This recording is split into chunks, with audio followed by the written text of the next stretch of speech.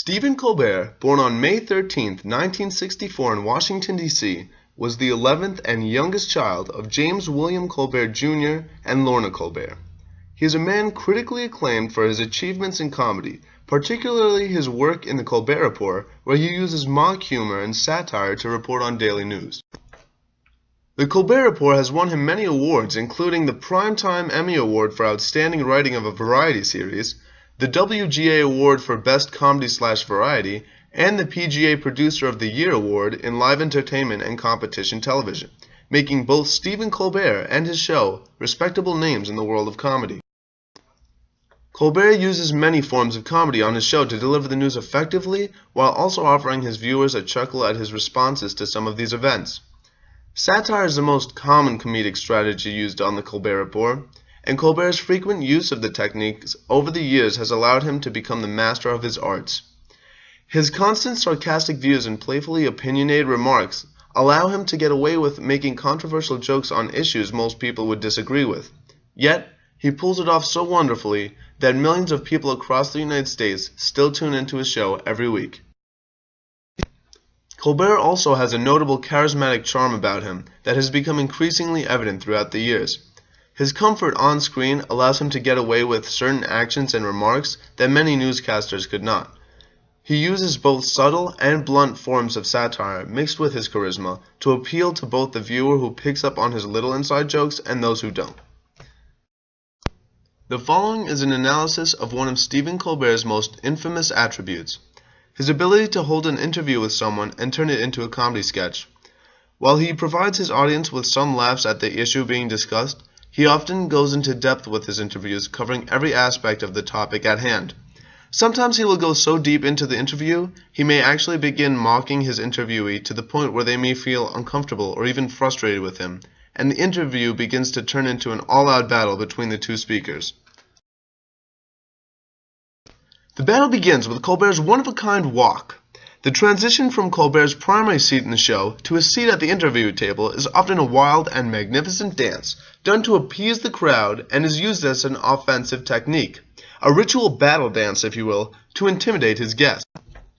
Colbert begins each interview by properly introducing his victim and respectfully greeting him or her by shaking his or her hand, a technique used to issue a false sense of friendship into Colbert's opponent, lowering their defenses. Colbert then urges the interviewee to tell the audience his or her purpose for being on the show and the idea they are trying to convey on whatever project they are doing. As the interviewee goes deeper and deeper into their opening statement, however, Colbert will waste no time firing a seemingly small, witty remark that his guest may either chuckle at or retaliate against. This point of the interview is crucial to Colbert, as it is the point that he begins smelling out and analyzing his interviewee, like a lion stalking its prey. How his guest responds will determine how this whole encounter will play out. If his guest were to respond with an even keener comeback, Stephen Colbert will either pounce upon his victim with an even stronger satirist remark, or he will admit he has lost this battle and praise his opponent for their capabilities to overcome his attack. This is often followed by an outstanding applause from the audience, congratulating the foreigner for their effort. However, it only feeds Colbert's needs to put himself back in the position as alpha male of the interview. For those who do not give Colbert a sense that they are a compatible foe, this may be the point of no return. If his opponent cannot respond with a good enough remark, the interview will proceed downhill for the interviewee, as Colbert's future mocking responses will pull them deeper and deeper into a black hole of awkwardness and embarrassment. Another strategy Colbert uses frequently is making jokes at himself. By attacking himself, he often gives off a seemingly friendly sense to both his audience and his prey, which really just disguises the animalistic nature of his being.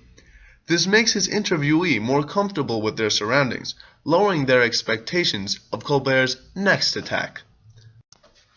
Colbert will soon use his secret weapon, a technique used by many politicians and reporters everywhere.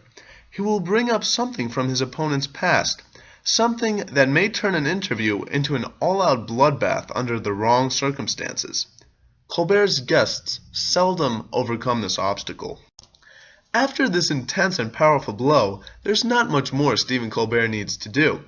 Colbert now watches his interviewee struggle with his or her response, awaiting his imminent victory. The fight is over. Colbert has won. One can only pray he will show mercy on his opponent at this point.